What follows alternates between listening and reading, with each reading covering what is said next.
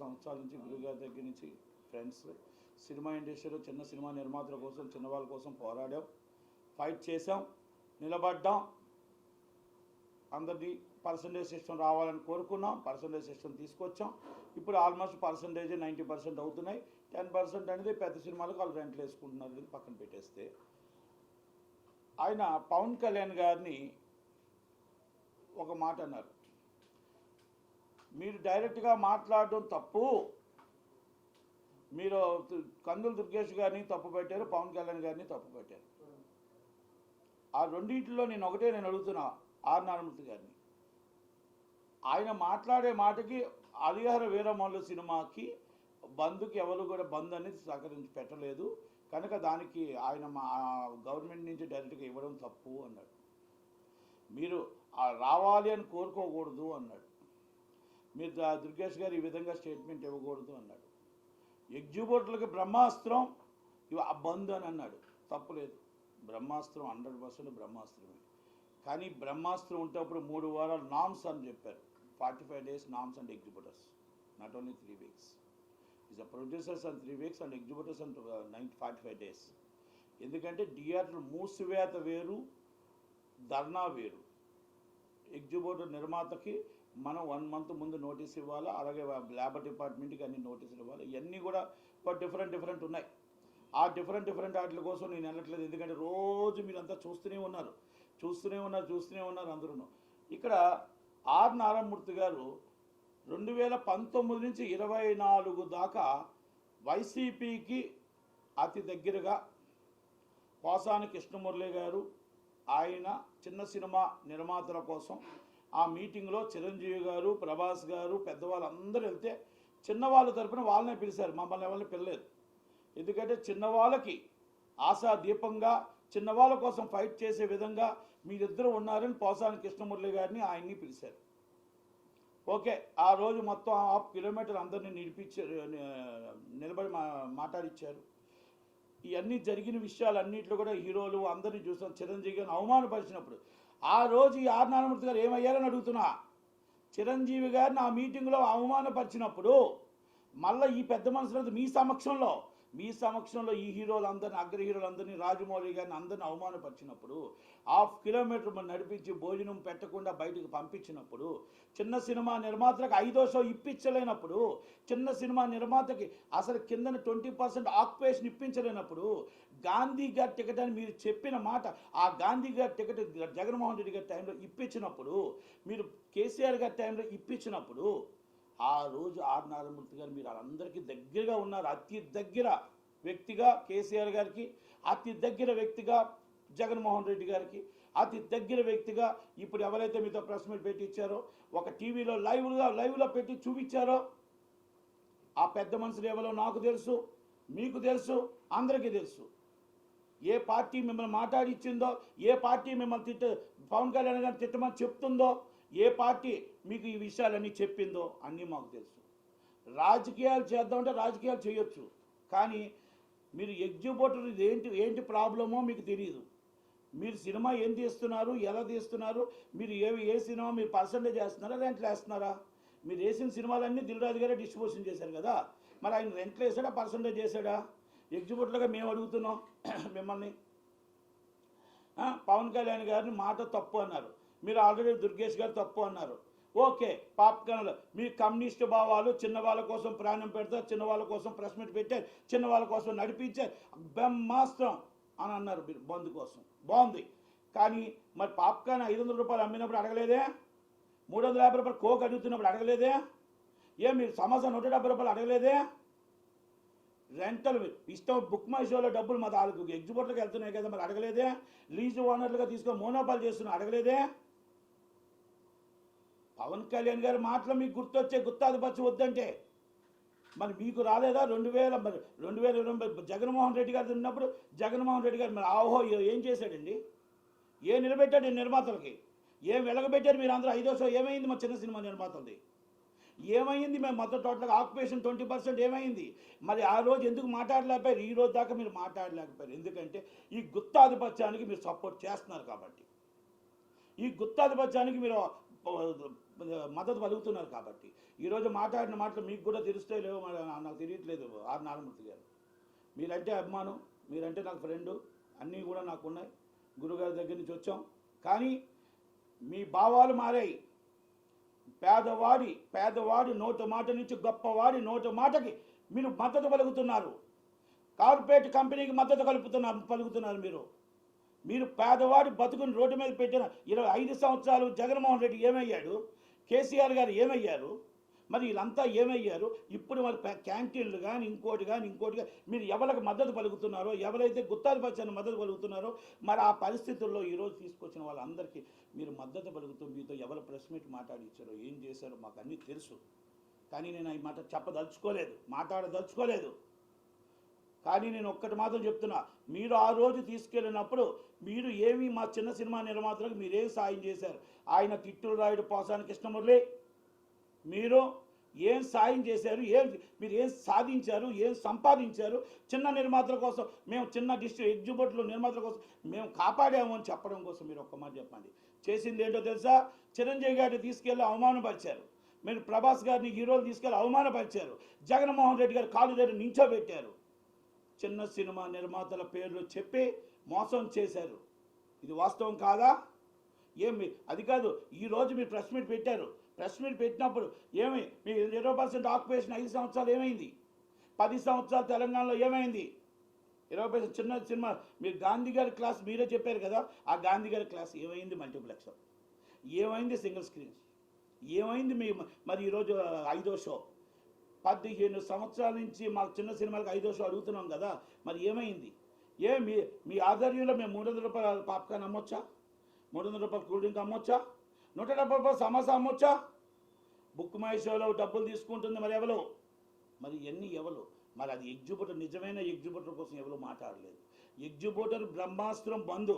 Yes right, బ్రహ్మాస్త్రం పెట్టింది exhibitor కాదు. బ్రహ్మాస్త్రం చెప్పింది ఎగ్జిబిటర్ కాదు. కొంతమంది కుట్రదారులు, మీరు హరిహర వీరమల కోసం లేదు, పవన్ కళ్యాణ్ గారు మా తప్పు మాట్లాడారు, తప్పు.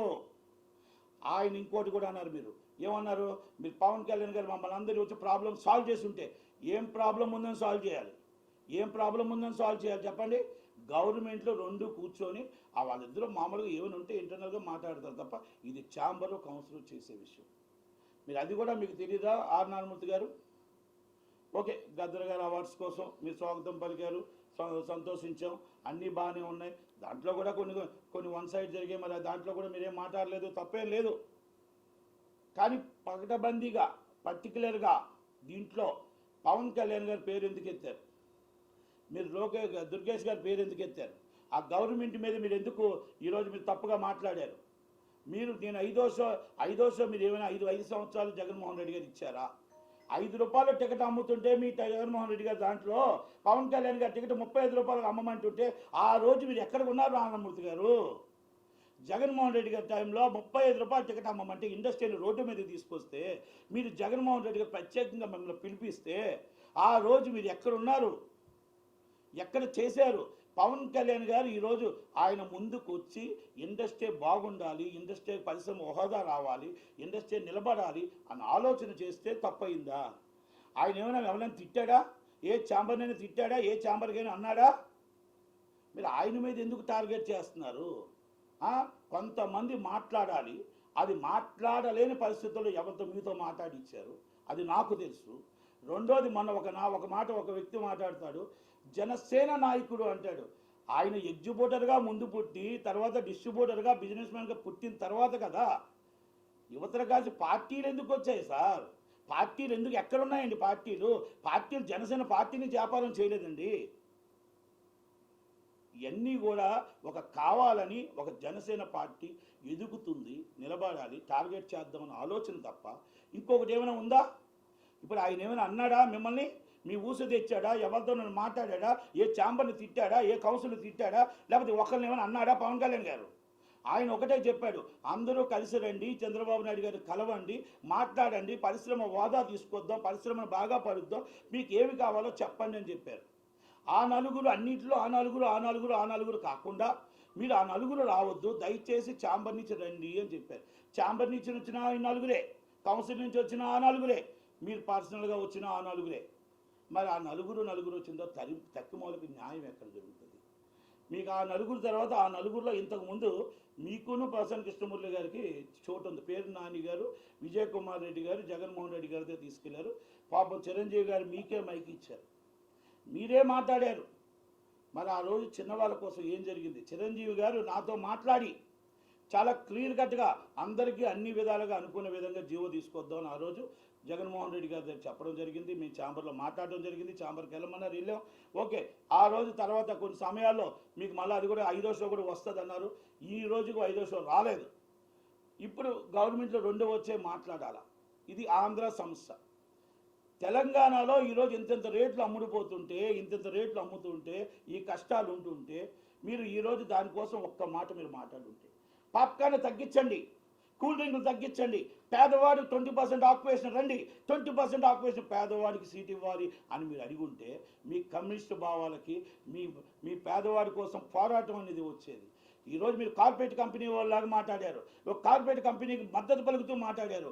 పవన్ కళ్యాణ్ గారు పేదవాడికి పెన్నిదిగా ఆయన మాట్లాడితే మీరు ఆయన్ని అవమానిస్తారు, కందులు దుర్గేష్ గారిని అవమానిస్తారు. ఆల్రెడీ నేను ఒకటే చెప్తున్నా, మీరు మాట్లాడిన మాటలు ఏదైనా అవనియండి, మీరు ఏది మాట్లాడినా పూర్తిగా నేను ఖండిస్తున్నా. మీరు తప్పు మాట్లాడారు, మీరు తప్పు తెలుసుకోండి. మీకు పవన్ కళ్యాణ్ గారు మాట్లాడింది అర్థం చేసుకోండి. మీకు ఆయన మీకు వెళ్ళి కలవండి, మన ఇండస్ట్రీని బాగు చేసుకుందామని చెప్పాడు తప్ప ఇండస్ట్రీలో మీరు ఎందుకు కలవలేదని ఆల్టిమేటం చేయలేదు. మీరెందుకు ఆయన్ని మీరు దీంట్లోకి ఇండస్ట్రీలోకి తీసుకొస్తున్నారు? మీరెందుకు ఇలా మాట్లాడుతున్నారు? ఏ ఛానల్ అయితే మీకు లైవ్ ఇచ్చిందో, ఏ పార్టీ అయితే మీకు మద్దతు ఇస్తుందో ఆ పార్టీకి చెప్తున్నా. ఇంకోటి కూడా చెప్తున్నా, మీరు మా 5 సంవత్సరాలు నరకయాతన చూపించారు, సర్వనాశనం చేశారు. భీమానాయక్ సినిమా అప్పుడు మీ గుండెల మీద చేసుకొని చెప్పండి నారాయణమూర్తి గారు. 125 థియేటర్లు సీజింగ్ చేసినప్పుడు మీరు ఎక్కడున్నారు నారాయణమూర్తి గారు? మీరు పోసాని కృష్ణమూర్తి ఎక్కడున్నాడు? ఆ రోజు జగన్మోహన్ రెడ్డి గారిని ఇదే మైకు పెట్టుండి ఈరోజు మా ఇండస్ట్రీని ఎందుకు మీరు శాసిస్తున్నావు, ఎందుకు మమ్మల్ని వేధిస్తున్నావు? మా నాయకుడు అది కాదు, పవన్ కళ్యాణ్ గారు ఒక ఆర్టిస్టే కదా, ఆయన ఎందుకు థియేటర్ సీట్ చేశావు? పవన్ కళ్యాణ్ సినిమా వేయకపోతే మీరు థియేటర్ క్లియరెన్స్ ఇస్తానని చెప్పి ఎందుకు మాట్లాడారు? ఈ థియేటర్ల పేర్లు కూడా చెప్పమంటారా?